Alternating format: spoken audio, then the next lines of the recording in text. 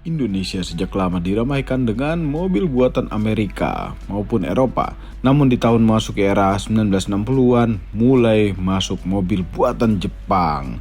Wajar saja karena produsen Jepang memasarkan segala ke penjuru dunia. Apalagi saat itu regulasi pemerintah masih memperbolehkan mengimpor kendaraan secara utuh alias completely built up walaupun bekas. Mazda menjadi salah satu brand otomotif asal Jepang yang merapat ke Indonesia di era tersebut. Halo YouTube, selamat datang di channel Motomobi. Ini adalah segmen baru kami, Motomobi Retro. Melalui segmen ini kami akan mengulas mobil-mobil yang pernah ngetop di masa lalu, termasuk impresi dari penggunanya.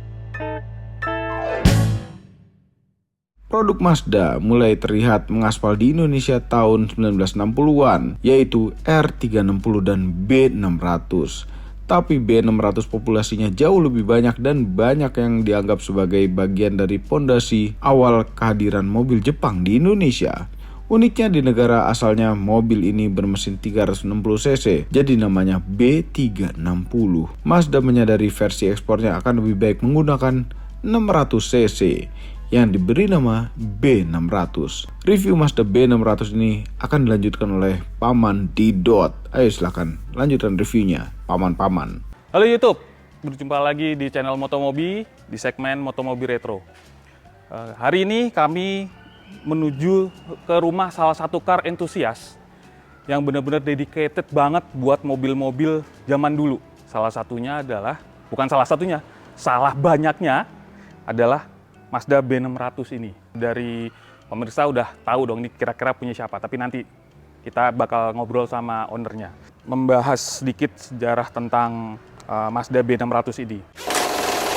Mazda B600 ini cukup ngetop di tahun 1960-an di Indonesia. Kita membahas sedikit tentang Mazda, sudah lama, jauh sebelum 1960-an, sudah membuat kendaraan. Awalnya Mazda membuat kendaraan namanya Mazda Go, itu lebih untuk menunjang kegiatan komersial. Kemudian diteruskan dengan Mazda K360, itu juga bentuknya lucu karena roda 3 kayak bemo gitu. Pada akhirnya tahun 1960 Mazda memutuskan untuk membuat kendaraan penumpang, mobil penumpang, passenger car namanya Mazda R360. Segmen yang mereka masuk adalah K-car memang. Ukurannya kecil, meskipun kecil, bisa memuat 4 orang penumpang. Mungkin saat itu orang Jepang badannya nggak bongsor-bongsor amat, jadi bisa muat. Setelah kesuksesan Mazda membuat R360, mesinnya 360 cc, Mazda termotivasi untuk membuat kendaraan yang fungsinya bisa lebih banyak dibandingkan R360. Itu namanya B360. B360 adalah generasi pelopornya B600 ini. Mesinnya sama 360 cc, 2 silinder sama dengan R360. Kemudian melihat peluang pasar untuk diekspor, Mazda memutuskan untuk mengembangkan mesin 600 cc, 577 cc kalau nggak salah. Tetap fit twin untuk B600 ini. B600 masuk ke segmen yang sama, K-car, tapi punya fungsionalitas yang lebih baik daripada R360 karena itu passenger car.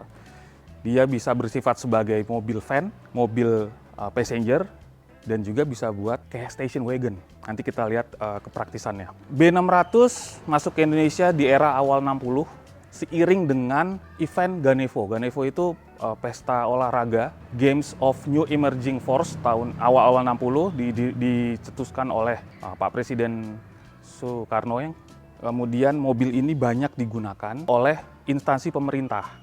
Itu seiring dengan event itu banyak aktivitas di negara ini yang menggunakan Mazda B600. Jadi instansi pemerintah itu termasuk DPR, Dirjen Keuangan, Departemen PU, sampai Sekretariat Negara. Itu banyak yang menggunakan B600 ini.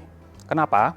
Salah satunya adalah ini merupakan mungkin Mazda bisa expand banyak ke Indonesia dengan B600 ini. Kita tahu bahwa setelah Indonesia merdeka, lebih banyak kendaraan non-Jepang, Amerika atau Eropa. Salah satunya asal Jepang yang banyak masuk di era setelah kemerdekaan adalah salah satunya adalah Mazda B600. Segmennya dia baru karena compact, irit, mudah digunakan, mudah dirawat.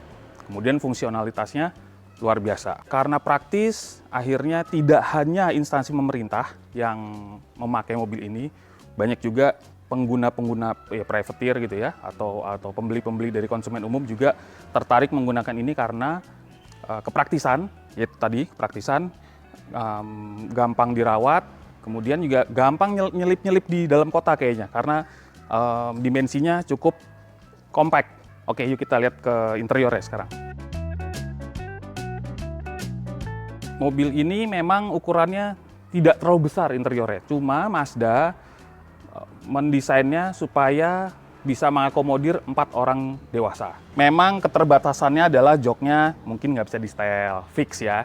Ya nanti kita coba masuk sini. Kalau mau lihat interiornya, yuk kita lihat. Simple banget interiornya.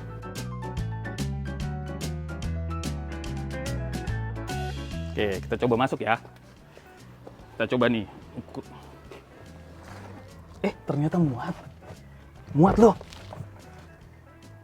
Ya memang nggak terlalu luas, tapi mau muat kok. Posisi nyetirnya ya oke, memang kaki harus agak ngelipat dikit ya. Interiornya basic banget, cuma ada speedometer, indikator bensin, ini ada lighter rokok, ini asbak, ini cok kayaknya buat karburator, ini buat wiper, starter, persneling, ini sen. Ini satu lagi lampu mestinya. Ternyata muat saya, meskipun kabin yang cukup mungil, imut-imut ternyata muat. Tapi saya kayaknya nggak mau nyoba duduk di belakang. Nanti bisa duduk, saya nggak bisa keluar lagi. Memang saat itu tahun 60-an ya, kalau buat kendaraan basic, ini udah bisa sih, udah cukup ya. Dan lagi pula nggak ada AC juga. Kayaknya tahun 60-an Indonesia belum panas-panas amat kayak sekarang. Kita lihat belakang ya, lihat fungsionalitas belakangnya. Oke, tadi kita udah lihat kabin ya. Sekarang yang seperti tadi saya bilang, Mazda B600 ini punya fungsionalitas yang mirip mobil angkut barang bisa, station wagon juga bisa. Nih, kita lihat ya. Clamshell loh, pintu bagasinya. Nih, buka ke atas, kalau mau langsung naruh barang-barang aja. Kalau kira-kira barang bawaannya agak besar, butuh akses yang lebih besar, lebih mudah, tinggal masukin gitu aja. Masih kurang juga, jok bagian belakangnya bisa dilipat juga. Ini, tuh. Ini sebenarnya bisa diratain lagi. Kalau perlu ruang bagasi yang lebih besar lagi, kok buat bawa barang-barang. Mungkin bawa meja kali ya, atau kardus-kardus yang ukurannya lebih besar. Karena ada ruang bagasi yang besar, kemudian bidang kaca yang cukup panjang, supaya menjaga keamanan barang bawaan, ada fitur jail bar ini, sebutannya jail bar sih, istilah kerennya jail bar. Jadi barang bawaannya jadi susah diambil, dan kalau misalnya ada amit-amit ada benturan ya, kacanya tuh nggak langsung pecah ke dalam semuanya.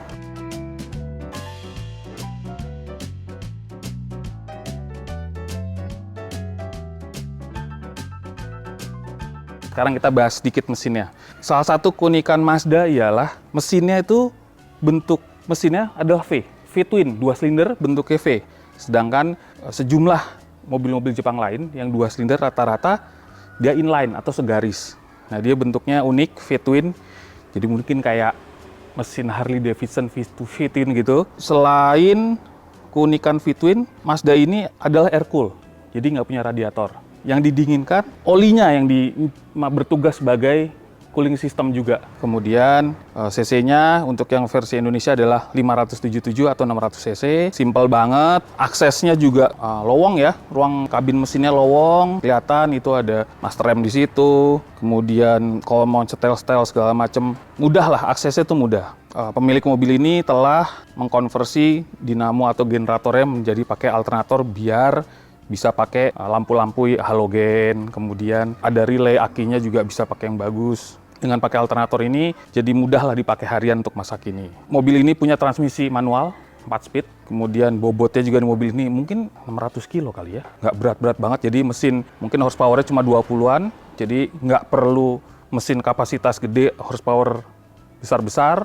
karena badannya juga ringan. Sejauh mana sih kepraktisannya? Mungkin nggak sih mobil ini masih bisa dipakai harian? Kita tanya pemiliknya. Saya yakin kebanyakan dari pemirsa adalah udah kenal pasti pemilik yang mobil ini. Yuk kita ngobrol sama beliau. Sugeng Injang, selamat pagi para pemirsa semua. Pagi ini Om Didot banyak menanyakan masalah Mazda B600.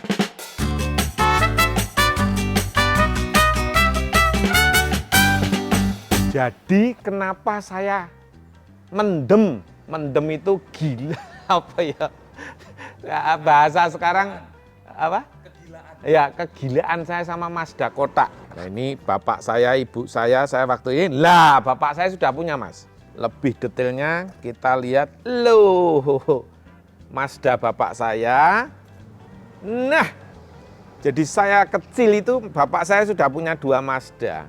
Bagaimana saya tidak senang dengan Mazda B600 karena sudah tergila-gila. Saya kelas 3 SMA, peda punik saya tuker Mazdanya Om Marlis di Solo, saya tambah 60.000. Nah, ini sekilas ya. Jadi ini bukan hoak, ini kenyataan. Fotonya ada. Sekarang kita berbicara teknis. Kalau bicara teknis harus punya bukti juga. Jadi jangan katanya atau dulu seperti aduh, jangan. Kita sama-sama buka tasnya Mazda. Buka, kita cek semua. Sampai saya buat stiker, saya replika dari yang aslinya. Zaman dulu walaupun sudah rusak, saya replika, tinggal komposisi panjang kali lebarnya kan sekarang digital lebih pinter. Nah, ini aslinya. Ini saya simpen untuk master.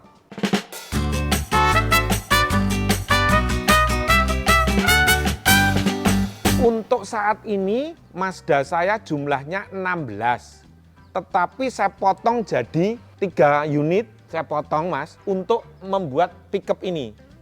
Membuat pickup ini, nanti saya bicara pickupnya nanti, jadi tinggal 13. Loh, Pak D, yang dipotong ada surat? Ada, semua jelas. Untuk para pemula juga yang mau main mobil antik, tolong pertama mobil, kedua surat, nomor rangka, nomor mesin harus ada. Karena peraturan pemerintah yang baru ini nomor rangka ada, mesin tidak bisa. Harus akur. Tolong ini. Jangan Mazda mesinnya mesin potong rumput.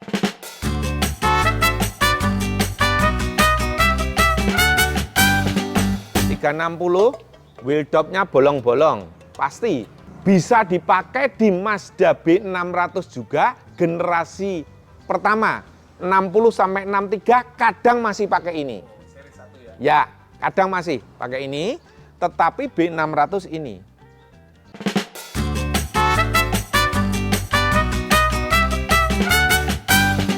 Setelah saya pensiun 2000-an,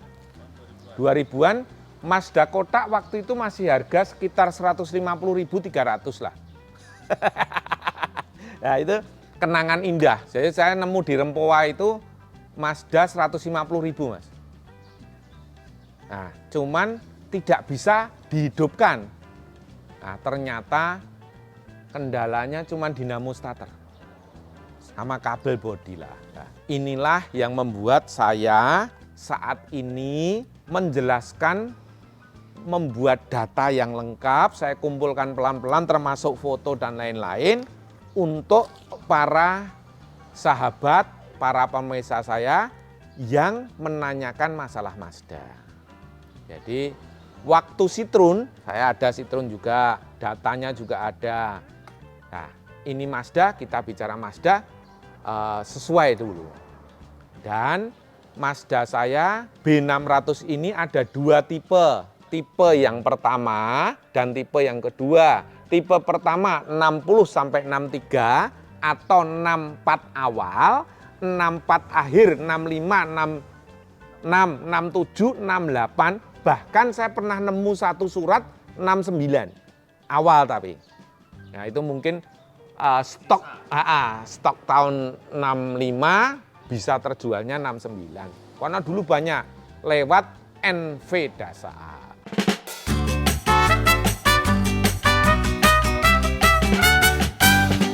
Nah, ini saya yang belum begitu paham sekali, makanya saya nggak berani jawab. Yang bawa pertama di Indonesia ini, kalau yang dijual ke konsumen itu NV Dasaat. Karena di BPKB pasti ada tulisan NV Dasaat. Tetapi ada juga yang 60-63 itu waktu Ganevo. Bapak Haji Insinyur Soekarno, Presiden Republik Indonesia pertama lah yang memasukkan, istilahnya menginstruksikan kepada menterinya untuk membawa masuk Mazda B600 ini untuk keperluan Ganevo, Seknek, dan semua banyak. Istilahnya instansi pemerintah pasti ada.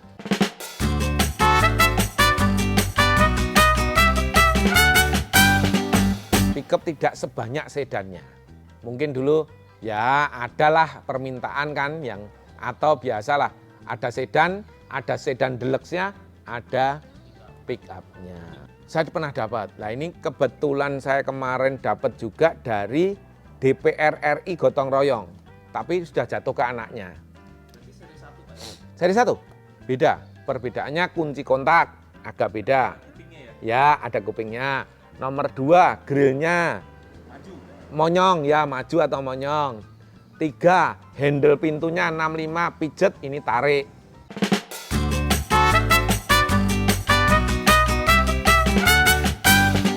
Walau dulu spare part itu susah sekali, Mas. Tetapi dengan adanya internet ini, waduh Mas, hebat. Saya salut, hebat. Spare part ini mau nyari apa aja bisa. Tetapi tetap hati-hati Mas. Banyak penipuan, ya kan? Nah ini, tolong tetap menjaga tata krama.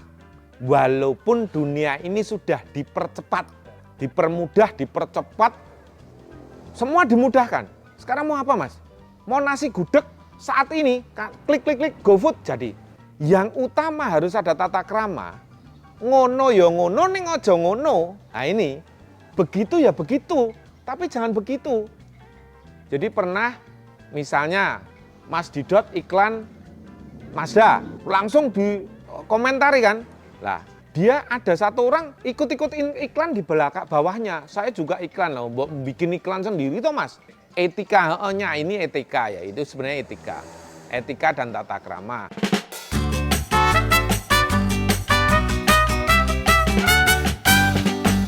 Untuk saat ini sebenarnya hanya untuk edukasi Mas, pendidikan. Jadi saya tidak mau orang membuat hoak yang tidak benar.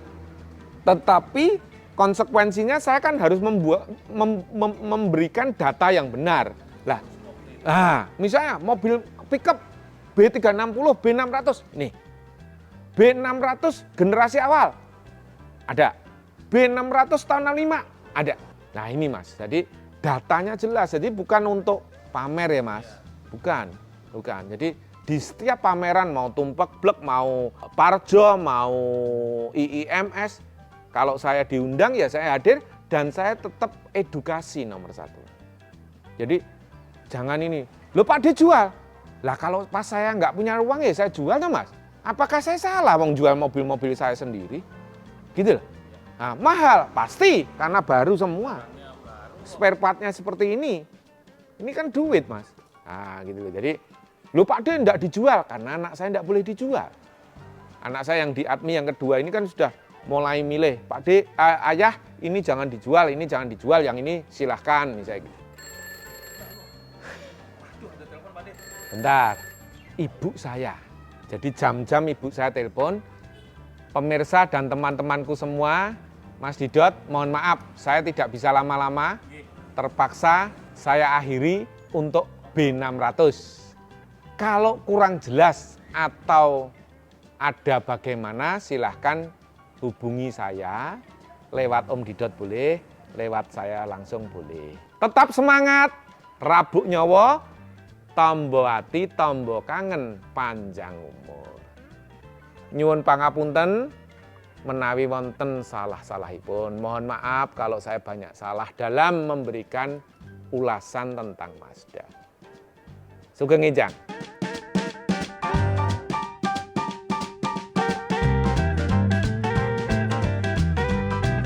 Pada masanya mobil ini dikenal dengan nama Mazda Kotak. Mungkin karena bentuknya seperti kotak sabun. Mobil ini biasa dipakai kemana-mana karena tahan lama dan mudah dirawat. Apalagi kalau bukan karena mesin kecil 2 silinder berkapasitas 600 cc itu. Di masa lalu Mazda B600 ini juga banyak digunakan untuk kendaraan dinas keseharian kalangan pegawai negeri sipil dan instalasi negara. Kini populasinya semakin langka. Jadi wajar saja apabila Anda sudah jarang melihatnya di jalanan. Seperti asiknya juga kalau dikonversi ke electric vehicle atau EV. Semua ini adalah opini pribadi saya. Kami tim Motomobi tidak dibayar oleh siapapun dan apapun yang terlihat pada video ini. Jangan lupa tekan tombol jempol ke atas dan subscribe channel Motomobi, Omobi, dan Mesmobi apabila belum berikut dengan tombol loncengnya.